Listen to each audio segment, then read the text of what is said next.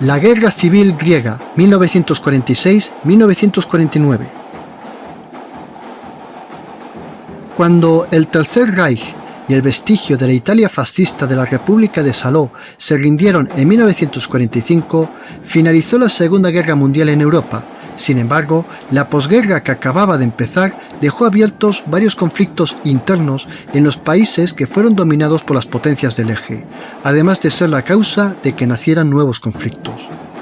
Mientras en Europa el sentimiento general en los países occidentales era que la guerra ya había terminado y que tras la caída del nazismo y del fascismo empezaba una nueva era de paz, el primer ministro británico Winston Churchill profetizó que las intenciones soviéticas con respecto a Europa del Este iba a traer una nueva era de tensión mundial, quedando dividido el mundo en dos grandes bloques.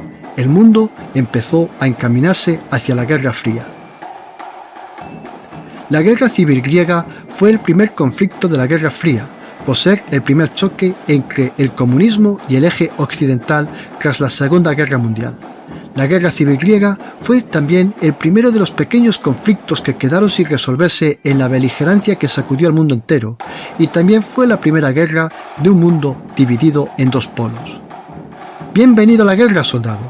Si este vídeo te gusta, dale al like o escríbeme un comentario para decirme qué te ha parecido. Si no te has alistado a Canis Belli, alístate y acude a los diferentes frentes en los que podrás ver mis vídeos, como YouTube, Facebook y TikTok. Además, también en mi canal podrás tener un podcast para poder escuchar todos mis vídeos. Por favor, no te olvides de compartir mi contenido. También puedes escribir en un comentario sobre qué tema te gustaría que hiciera el próximo vídeo. Este vídeo lo he hecho a petición de un seguidor de Canis Belli. Los antecedentes de la Guerra Civil Griega se remontan a 1914.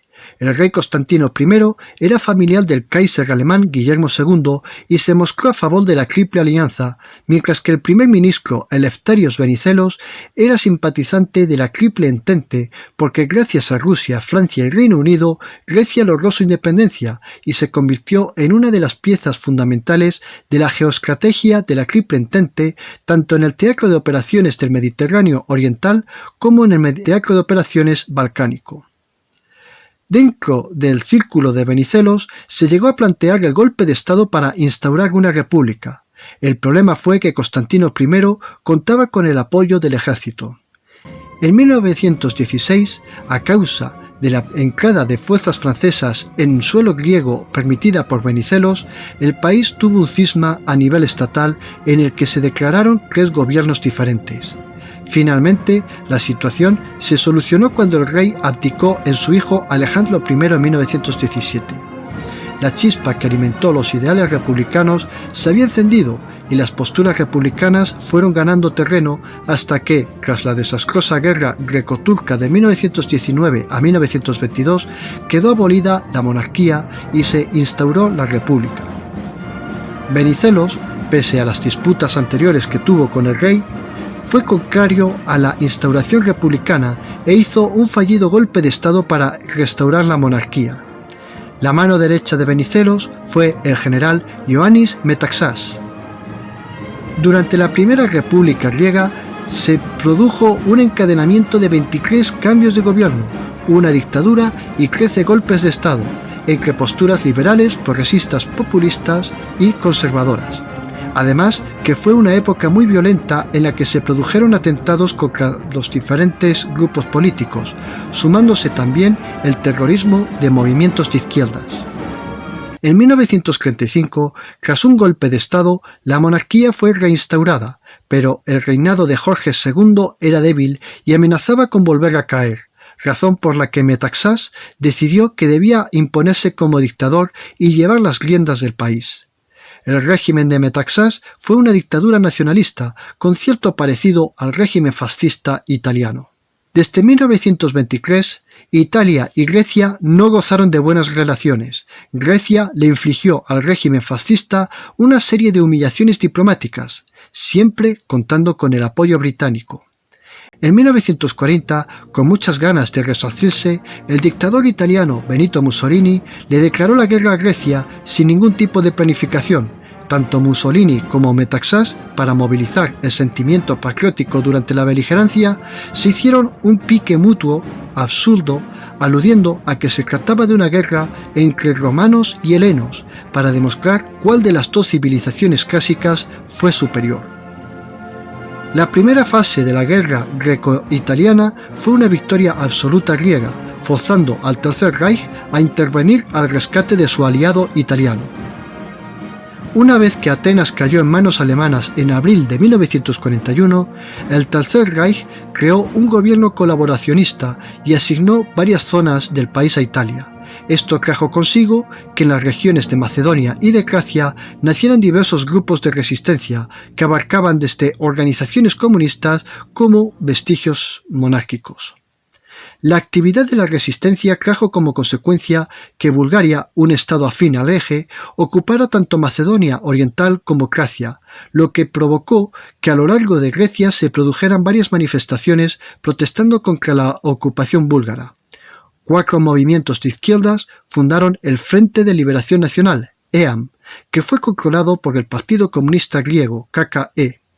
Para engrosar las filas del EAM, los comunistas usaron una retórica republicana y democrática. De esta forma, muchas personas que no simpatizaban con el comunismo fueron parte del EAM.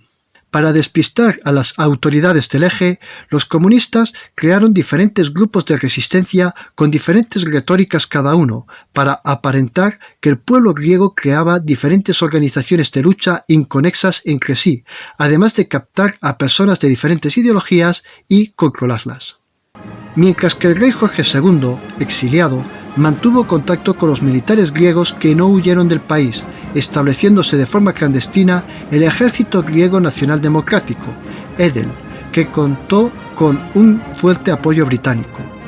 Al estar formado por militares, el EDEL se constituyó con rapidez y además fue el primer grupo de resistencia que comenzó a hacer una guerra de guerrillas contra el eje.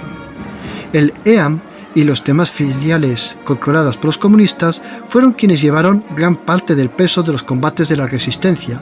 En 1943, los comunistas prácticamente controlaron los pasos montañosos y las áreas rurales de Grecia, recluyéndose las guarniciones del eje en las ciudades. Aún así, el gobierno colaboracionista formó unas unidades paramilitares formadas por fascistas griegos para combatir a la guerrilla con mucha dureza. Cuando Italia firmó el armisticio en septiembre de 1943, los comunistas se hicieron con el control del sector ocupado por los italianos, hecho que alarmó a Churchill, que temía que si Grecia caía bajo la influencia comunista, la Unión Soviética podría dominar el Mediterráneo oriental y podría hacer una operación militar para controlar los Dardanelos. Para evitarlo, el servicio secreto británico se encargó de sembrar la cizaña entre los movimientos controlados por los comunistas, que en apariencia parecían ser de diferentes ideologías, y esto trajo consigo una guerra civil entre las guerrillas comunistas. Las luchas entre los distintos movimientos de resistencia griegos fueron un alivio para las autoridades del eje. Los líderes del Partido Comunista fueron hechos prisioneros por las fuerzas del eje y trasladados a Dachau. Sin una guía política, el EAM tuvo que resignarse a quedar separado tras perder gran parte de su influencia y el control de muchos grupos de resistencia. Sin embargo, pese a su debilidad, decidió crear su propio gobierno griego, aumentando más el problema político griego, porque esto significó que en Grecia hubo 3 gobiernos: el comunista, el monárquico y el colaboracionista. Churchill, siendo consciente de que el EAM no tenía ningún guía político y de que la formación de un gobierno comunista a la larga acabaría siendo un gran problema para restaurar la monarquía sobre la que el Reino Unido tenía su influencia, instó a los gobiernos comunista y monárquico a que parlamentaran en un intento por unir ambos gobiernos en uno solo, y que los británicos no perdieran su influencia en el futuro gobierno griego. Con mucha resignación, durante la conferencia del Líbano celebrada entre el 17 y el 20 de mayo de 1944, el EAM aceptó formar un gobierno de coalición con los monárquicos, presidido por Georgios Papandreou. A continuación, tras una serie de acuerdos, todas las guerrillas griegas quedaron bajo el mando directo del ejército británico, incluyéndose las guerrillas comunistas. En verano de 1944 se hizo patente que los alemanes tendrían que retirarse a causa del avance soviético durante la Operación Bagration. Churchill quiso evitar a toda costa que Grecia cayera en manos soviéticas. Desde el siglo XIX, la geoestrategia británica siempre ha sido mantener Grecia bajo su influencia para evitar a toda costa que Rusia pudiera tener un puerto con salida al mar en el Mediterráneo. El avance soviético reforzó de nuevo la influencia de Lenin, cuando las diferentes guerrillas comunistas decidieron aunar fuerzas para expulsar a los alemanes y colaborar con las fuerzas de ocupación soviéticas que estaban por venir. Nuevamente, el EAM soportó el peso de la guerra de guerrillas y prácticamente tuvo el control de gran parte del territorio griego. Pero Papandreou, aconsejado por el embajador británico, en 1945 dio la orden del desarme de las guerrillas con la excusa de que los alemanes se habían retirado y ya no había un enemigo contra el que combatir. Ahora el Edel pasaba a ser la fuerza armada del Estado griego. Esto supuso otro cisma dentro del EAM. Una parte de los comunistas creía que el Partido Comunista debía formar parte de las entidades democráticas del Estado, mientras que otra parte más radical creía que el comunismo debía de imponerse por las armas. Este cisma se produjo mientras los líderes del Partido Comunista, el KKE, aún seguían prisioneros en el campo de concentración de Dachau, por lo que no pudieron controlar la situación. En febrero de 1945, siendo conscientes de la gran variedad ideológica en la que se hallaban divididos los movimientos políticos griegos, aunque la gran mayoría defendía la república, en el Tratado de Barquiza se aprobó adoptar la monarquía parlamentaria como el modelo de Estado griego y se acordó celebrar las primeras elecciones tras la Segunda Guerra Mundial el 21 de marzo de 1946. Para cuando los líderes del KKE fueron liberados de Dachau y volvieron a su país, encontrándose que los guerrilleros de Leam habían cedido política y militarmente frente a los monárquicos y a los británicos, y que, además, habían permitido que el ejército británico desembarcara en Grecia en lugar de hacer todo lo posible para que el ejército soviético ocupara el país, inmediatamente los líderes comunistas ordenaron que se boicoteara cualquier proceso democrático en Grecia, convocándose huelgas generales y realizando disturbios. Los movimientos anticomunistas griegos respondieron a estos actos con violencia, una etapa de la historia griega conocida como Terror Blanco, en la que unos 1.190 comunistas murieron durante la represión. Esto trajo como consecuencia que los británicos aumentaran su presencia militar en Grecia. En las elecciones del 21 de marzo resultó vencedora la coalición de partidos liberales y monárquicos Alineación Unida de los Nacionalistas con el 55% de los votos, presidido por Konstantinos Saldaris. Los comunistas, que no participaron en las elecciones, exigieron que se celebrara un referéndum sobre si adoptar un modelo de Estado monárquico o uno republicano, que era uno de los puntos del Tratado de Barquiza. Saldaris aceptó la celebración del referéndum. El KKE no aceptó en ningún momento las elecciones ni sus resultados, por lo que inició los enfrentamientos el 30 de marzo, estallando de esta forma la guerra civil. La guerrilla comunista contó con el apoyo de Yugoslavia y las redes clandestinas de los guerrilleros de Josip Broz Tito, el famoso guerrillero comunista que puso en jaque a las fuerzas del Eje en los Balcanes durante la Segunda Guerra Mundial, Bulgaria, Albania y una ayuda muy limitada de la Unión Soviética, porque el dictador soviético Josif Stalin desconfiaba mucho del KKE y llegó a pensar que los comunistas griegos eran traidores por todas las concesiones que les hicieron a los monárquicos y a los británicos. Al fin y al cabo, la influencia británica sobre Grecia era tan grande que el país se había convertido en una especie de protectorado británico sin tener un gobierno colonial. Las primeras acciones de la guerrilla comunista fueron ataques a comisarías, matando a todos los policías, mientras que a través del Rizospastis, el periódico oficial del KKE, se acusó a las autoridades de inventarse falsos ataques contra comisarías para echarle la culpa a los comunistas. A lo largo de 1946, los comunistas fueron rearmándose y reorganizando su guerrilla, cerca de 5.000 partisanos quedaron diseminados a lo largo del Peloponeso, mientras que Yugoslavia, Albania y Bulgaria fueron enviando 16.000 partisanos a través de los terrenos montañosos. El KKE hizo un llamamiento internacional para que voluntarios comunistas de todo el mundo acudieran a luchar en Grecia. Sin embargo, el KKE no contó con el respaldo total de la Unión Soviética. El KKE aún contaba con la simpatía de la población rural y pudo usar como refugios los mismos pueblos y aldeas que colaboraron con el EAM durante la Segunda Guerra Mundial. Los campesinos se vieron en medio de un fuego cruzado, porque las tropas gubernamentales inspeccionaban las poblaciones rurales para saber si habían suministrado a la guerrilla comunista. En cuanto se localizaba un solo suministro o alguien emitía una denuncia, la población era encarcelada o, si se trataba de una minoría balcánica o turca, se la deportaba al país correspondiente de su etnia. Aunque el Reino Unido manejara a su antojo al gobierno griego, militarmente no tenía los medios para sostener la guerra de guerrillas que se había desatado, razón por la que Churchill le tuvo que pedir ayuda a Estados Unidos. Los asesores militares estadounidenses aconsejaron evacuar los pueblos y las aldeas con el pretexto de que sus habitantes estaban en peligro por una seria amenaza de la guerrilla o por un peligro indeterminado. De esta forma, se buscó cortar la suministración de comida, ropa y otros materiales a la guerrilla comunista, además de impedir que los partisanos pudieran refugiarse en los pueblos vigilados y controlados por el ejército gubernamental. El 10 de septiembre se celebró el referéndum. Las derechas votaron a favor de la monarquía, las izquierdas en contra, pero el centro se halló dividido y mayoritariamente se abstuvo. En su mayoría era el sector poblacional más numeroso que había apoyado la idea de instituir una república en Grecia, pero no quería adoptar el modelo republicano comunista propuesto por el KKE.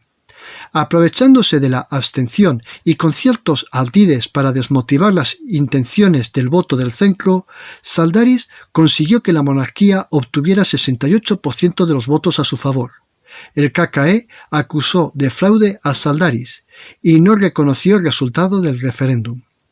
El primer año de la guerra civil consistió en una guerra de guerrillas a lo largo del Peloponeso, en el que se produjeron pequeños combates en las zonas rurales y montañosas. La guerrilla comunista necesitaba reforzarse progresivamente frente a un ejército griego de 90.000 efectivos, que si bien es cierto que era pobre de medios, contaba con los medios y el apoyo de un ejército británico bastante erosionado por la Segunda Guerra Mundial, y los medios militares aportados por Estados Unidos. Pese a esta gran diferencia de personal y de medios, la insurgencia comunista logró ser un gran problema para el gobierno griego. En 1947, la Tesorería británica le mandó un aviso al mando supremo del ejército británico de que el Reino Unido ya había invertido un total de 85 millones de libras en Grecia desde 1944 y que aquel era un gasto que no se podía seguir manteniendo, a causa de la reconstrucción del país durante la posguerra. Al gobierno británico no le quedó más remedio que solicitar ayuda a Estados Unidos, generándose muchos problemas diplomáticos, porque Harry S. Truman, el presidente estadounidense, quería hacerle frente al comunismo a su manera, chocando con los políticos griegos y con la embajada británica. También, a principios de 1947, la guerrilla comunista había sumado mucha fuerza y empezó a realizar ataques a gran escala en Macedonia, Épiro y a lo largo del Peloponeso. Los combates no solo se desarrollaron en áreas rurales y montañosas, sino que también los partisanos se atrevieron a atacar varias ciudades. El ejército griego sufrió muchas pérdidas y un gran desgaste de la moral. Los combates consistían en que la guerrilla realizaba un ataque y, cuando había conseguido tomar el control de una zona determinada, los guerrilleros se disolvían y huían. Para cuando el ejército gubernamental contraatacaba, se encontraba con que no había un enemigo contra el que luchar. En septiembre, el KKE decidió elevar la guerra de guerrillas a una guerra convencional. Dentro de la cúpula comunista se hallaba Marcos Bafiadis, que era consciente de que las fuerzas partisanas aún distaban mucho en efectivos y en material para medirse en campo abierto contra el ejército gubernamental. Las discusiones internas duraron 3 meses y como el KKE era un movimiento asambleario, se sometió a votación la estrategia a seguir, ganando la opción de una guerra convencional. Sin embargo, para contentar a Bafyadis, se le nombró presidente del gobierno provisional comunista durante la guerra. En diciembre, la guerrilla comunista quiso dar la imagen de actuar por su propia cuenta y de no estar bajo las órdenes del KKE, y anunció la constitución de un gobierno provisional comunista, presidido por Bafyadis. Pero aquella jugada no se la creyó nadie, y el gobierno griego ilegalizó el KKE y persiguió a todos sus integrantes. El gobierno provisional comunista no fue reconocido por ningún país, ni siquiera por la Unión Soviética ni por Yugoslavia. Además, fue un gobierno que no disponía de ninguna sede y para el KKE urgía que la guerrilla se apoderara de una ciudad para instituirla como capital del gobierno comunista.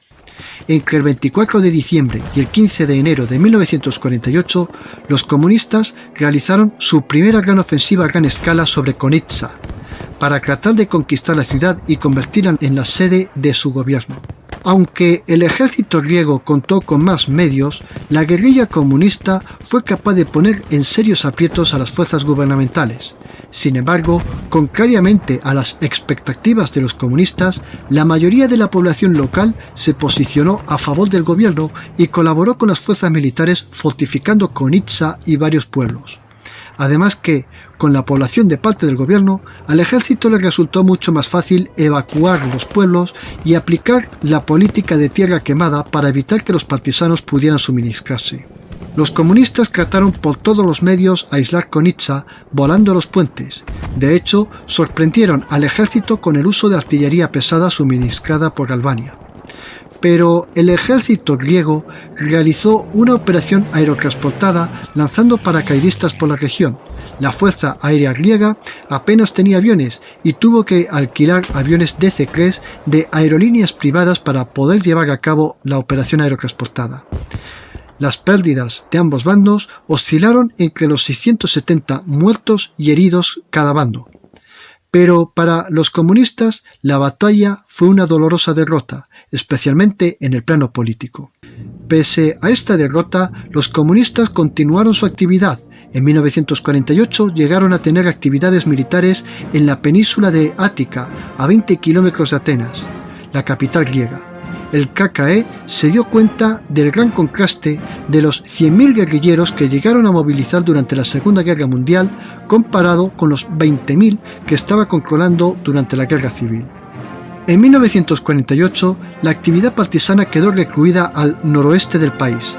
El intento de sostener una guerra convencional con el ejército griego le costó muy caro a los comunistas, que perdieron el 70% de su influencia en el Peloponeso.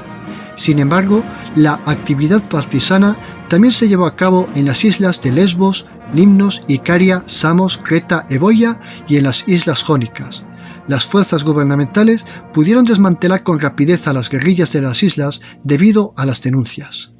Para hacerle frente a las evacuaciones militares de los pueblos y aldeas, los comunistas también hicieron sus propias evacuaciones, especialmente de niños, con los que la guerrilla hizo propaganda culpabilizando al ejército de terribles crímenes contra la humanidad. Un intento desesperado para tratar de conseguir que el bloque comunista se involucrara abiertamente en la guerra y presionara al Reino Unido y a Estados Unidos para que se desvinculara del régimen griego y obligaran al gobierno a dimitir. La recién creada Organización de las Naciones Unidas, la ONU, inició una investigación en la que se descubrió que los comunistas habían sustraído por la fuerza a la mayoría de los 30.000 niños supuestamente evacuados y diseminados en campos de refugiados a lo largo de los países del bloque comunista, en donde recibieron un adoctrinamiento comunista.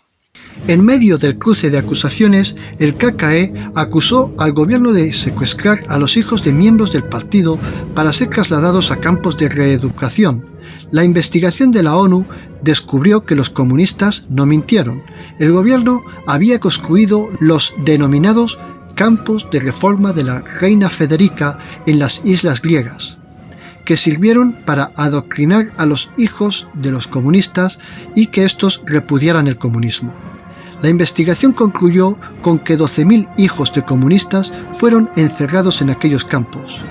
Sin embargo, investigaciones posteriores sacaron a la luz que en realidad fueron 25.000 niños, la mayoría de ellos trasladados a Estados Unidos en un plan de adopción de niños. El 28 de junio, Tito y Stalin rompieron relaciones. Una parte de las discusiones entre ambos dictadores se debió a su visión sobre Grecia. Tito quería expandir el comunismo en Grecia, pero Stalin sabía que eso podría desencadenar una intervención abierta de los ejércitos de Reino Unido y Estados Unidos, razón por la que decidió que la guerrilla debía replegarse. Fieles a la orden de Stalin, la guerrilla comunista perdió todo el apoyo albanés, búlgaro y el poco apoyo soviético. Los pocos partisanos extranjeros abandonaron la guerrilla dejándola a su suerte. El KKE se dividió en dos corrientes que, pese a las discusiones, esta vez no llegaron a las armas entre sí. En enero de 1949, por mayoría de votos, la asamblea del KKE eligió a Nikolaos Zachariadis como líder del gobierno provisional, el cual era partidario de seguir la orden de Stalin y limitarse a hacer atentados y emboscadas al ejército gubernamental. Mientras tanto, entre diciembre de 1948 y abril de 1949, el ejército griego realizó la Operación Peristera, con la que el gobierno se hizo con el control del noroeste del país. A Tito no le agradó en absoluto la nueva deriva del KKE, especialmente porque Yugoslavia se había convertido en el refugio principal de la insurgencia comunista y porque a mediados del conflicto Yugoslavia había invertido más medios en la causa griega. En el régimen de Tito dio comienzo una caza de brujas contra todo aquel que tuviera una sola crítica contra el régimen. Dentro de las purgas de comunistas estalinistas estuvieron los partisanos griegos, a los que se les prohibió volver a acceder a Yugoslavia en julio. Albania volvió a cargar el peso principal de suministrar y apoyar a la guerrilla, que estaba dando ya sus últimos coletazos, porque entre el 2 y el 30 de agosto el ejército llevó a cabo la Operación Pilsos, que supuso la derrota final de los comunistas. Mientras se libraban los combates, contando la infantería con un fortísimo apoyo aéreo, el gobierno griego realizó una serie de negociaciones con el gobierno albanés para normalizar sus relaciones. Dentro del marco de estas negociaciones se discutió sobre el apoyo albanés a la guerrilla, hasta que Albania puso fin a las ayudas de la guerrilla y también prohibió que los partisanos accedieran a su territorio. Encerrada y sin posibilidad de escapar, la guerrilla tuvo que rendirse en un proceso lento y paulatino. Los grupos menos radicales se entregaron a las autoridades inmediatamente, mientras que otros grupos permanecieron en combate o costó llegar a un acuerdo en las negociaciones. El 30 de agosto de 1949 terminó formalmente la guerra, con la claudicación del último grupo guerrillero. Dentro de los acuerdos con los comunistas, 1000 guerrilleros solicitaron ser acogidos por la Unión Soviética junto con sus familias. Al llegar a la Unión Soviética, a los guerrilleros y a sus familias más jóvenes se les trasladó a Tashkent, mientras que a los guerrilleros de más edad se les diseminó por los países del bloque soviético.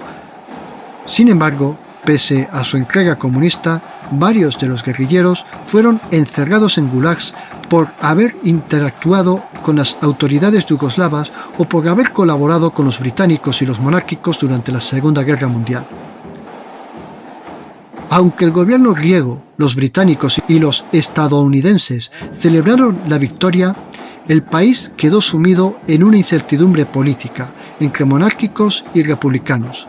La guerra civil supuso un gran descalabro de la economía griega. La población vivió en una situación de miseria mucho mayor que la que dejó la Segunda Guerra Mundial. La inestabilidad política trajo más polarización social y que la izquierda volviera a ganar terreno políticamente en el país en décadas posteriores. La política interna griega fue muy convulsa hasta que se firmó la Constitución de 1981. Sin embargo, la estabilidad en Grecia fue muy efímera, porque tras la crisis económica de 2008, la política griega a día de hoy sigue siendo muy inestable. Si te ha gustado este vídeo, dale a like o dime tu opinión escribiéndome un comentario. También puedes escribirme en un comentario sobre qué tema quieres que hable en mi próximo vídeo. Alístate a Canis Belli, escucha los podcasts de este canal y, sobre todo, difunde el contenido de Canis Belli. Un saludo y que todo vaya bien.